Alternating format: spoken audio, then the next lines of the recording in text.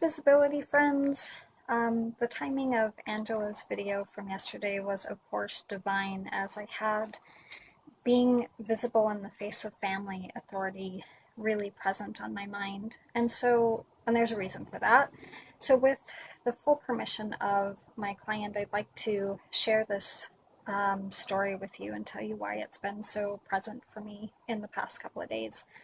So I had a client come to me for some shamanic healing, and as I always do, I don't have my clients tell me anything about their life histories or their stories before we start the session so that I can just be a clear channel and work with the guides.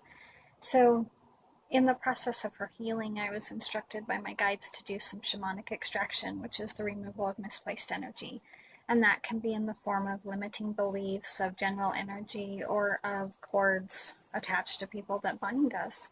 So as I was instructed to do this work, my guides will always show me things in a form that I can understand. And so what they showed me is that she was being literally bound. She had these several cords wrapped around her neck, and then the end of each cord was taken and bound around her body so that her arms were energetically pressed to her side without being able to have movement or speech. And unlike what I usually experience, the guides showed me that these cords looked like a super, super, super, super long set of shoelaces. And these shoelaces were this kind of army green, army brown mixed color, so they were almost black, but not quite. And I was told that it was going to be really important for her to know that what these were, what they looked like, and why they were removed.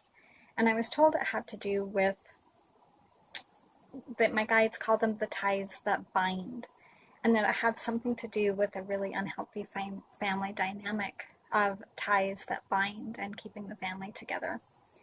So as the healing progressed, I also did soul retrieval for her, and there was a 5-year-old soul part that came back, and her gift was the ability to honor and respect the divine female. And with this guide came another helping ally who was this gorgeous woman, a priestess. She was very, very feminine and very nurturing, but at the same time, she was a sword wielding, very powerful woman. And she also had a message for her around honor and respect. So as I finished my journey and told the client what I had experienced, she had a very powerful, visceral reaction.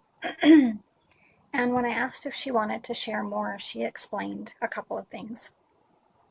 She said that first, when she was 5, she had long flowing hair. It was naturally curly. It was gorgeous, but her dad really, really wanted boys, and her mom kept having more babies, and they were girls, and her dad had really, really wanted boys. So at 5 years old, they took her and cut her hair completely off, cut it in a boy cut, and stopped having her wear dresses, started having her wear boy clothes.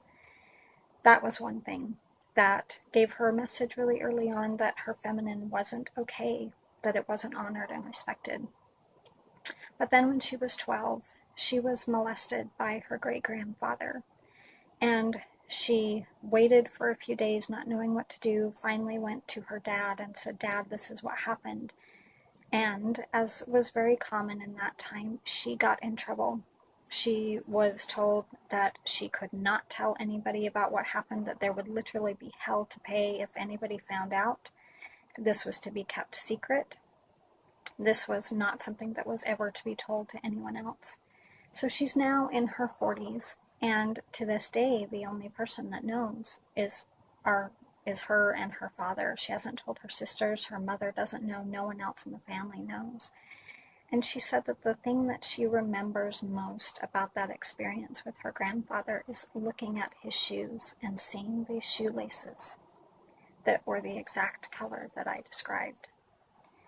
And I was told by her guides, after I removed these energetic shoelaces, that I needed to infuse her with energy, with the power of speech, to work with some specific feathers of birds that are very vocal, and infuse her with energy and speak the words, speak your truth, speak who you are, speak for the generations.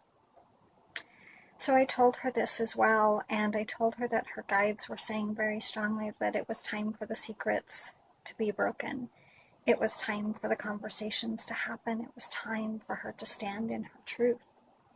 And she had this really powerful reckoning and awakening of all the places in which she had throughout her life not stood, not said no when it was really a no. All the places, even in her rebellious teenage years, where she hadn't felt like she could say no and express her truth in the face of family authority.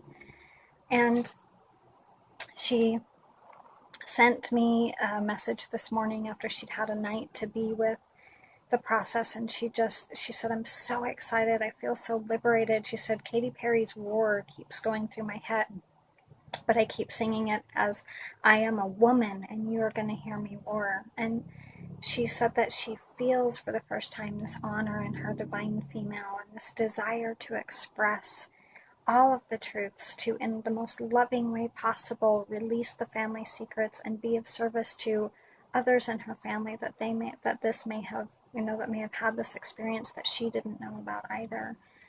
And so what this brings up for me is just the question of, in your 10%, is there a place where you have not stepped into visibility with family authority?